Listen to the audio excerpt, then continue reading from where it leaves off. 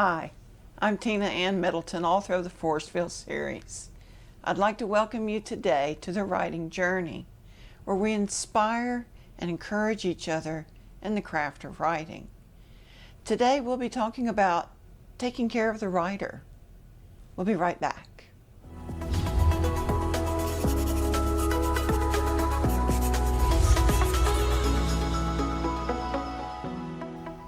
You know, it is so easy for me to get involved on my computer or my tablet. I forget about how I'm sitting or how long I've been there. But it's important for us writers to take care of ourselves. Now, before I get started on my subject here, I would like to tell you, if you enjoy what you're seeing on the writing journey, please subscribe to the channel. Make sure you ring the bell so that you get notifications of future videos. Also follow me on Facebook, Twitter, and my Amazon author page.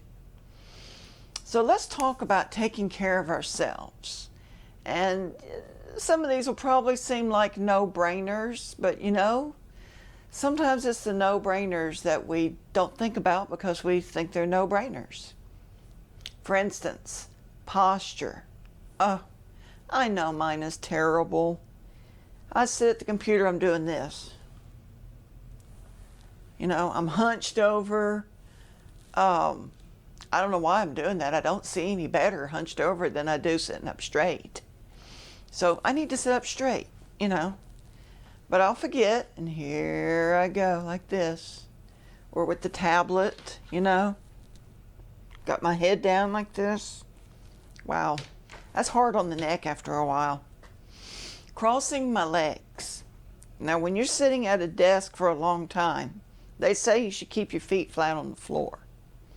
But I'll catch myself at work or here at home and I start doing this.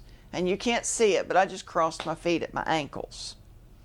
Or I'll try to cross them like this at the knees. And then I'll cross them the other way. And then I'll go back to cross them like this. Or I'll sit with my legs pulled back. All of those are wrong. Not a good idea because you can, you're throwing your back all out of kilter. Well, I'm saying I'm throwing my back all out of kilter. So these are things that, are kind of hard on the back. How about this one? Not sitting close enough to the keyboard, so my arms are not comfortable. So you need to sit close enough to reach comfortably. I need to sit close enough to reach comfortably, especially if I'm going to be doing a lot of stuff on the mouse. Eye strain. I guess I think about this more. I had cataract surgery several months ago, and before the surgery, oh my goodness, my eyes would burn. Now, the cataract surgery helped, but let's face it, I can't blame it all on those cataracts, Tired eyes from staring at a backlit screen, whether it's the computer or the tablet, that light, after a while, the eyes get tired of it. And that makes my eyes tired, and my vision gets blurred. And I'm one of those, if I'm in the middle of a good book, my eyes will blur, but I keep reading. I'm like trying to read through the blur. That doesn't work, and it's probably not very good for my eyes for me to be doing that. So you got to take time and just rest the eyes. Get away from the computer or the tablet or the book. Go focus your eyes on something else. Watch TV, get up, move around the house, go look out the window, go check the mail, that kind of thing.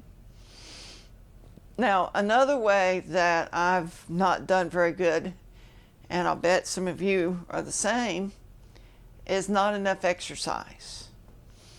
Oh my, I am so bad about that. I've just never really been an exercise kind of person. I do enjoy walking, but we don't think about it. We get so busy with the computer, maybe when we're working on a book, that it's like, well, I'll exercise later, except later never comes. Too much sitting. They say that is actually very dangerous for your health. your heart health to be sitting all day long. And of course, we know the weight gain, right? If all we do is sit, but we continue to eat like we used to eat when we were more active, it shows. So, what can I do? I need to move. That's what I can do. Take a walk. In the evenings, my husband and I like to take a walk. And you don't have to go very far. It's just be moving, you know. I can't walk very far because of my feet, but I do what I can. So, small walk in the evening. We have a stationary bike. Now, I love that stationary bike because I can sit there and let my legs do all the work, and I'm playing on my tablet. So if you have a bike or a treadmill, or get out there and walk and enjoy God's beautiful outdoors, that's something we can do, right? How about this next one? Housework. You know, they say that that's actually very good exercise. I haven't really tried that one. No, I don't want to make you think my house is terrible, but housework's not my strong suit. But it is a good way to get some exercise. Now, there's just some miscellaneous things that we can do. Getting enough sleep. Go to bed at a reasonable time.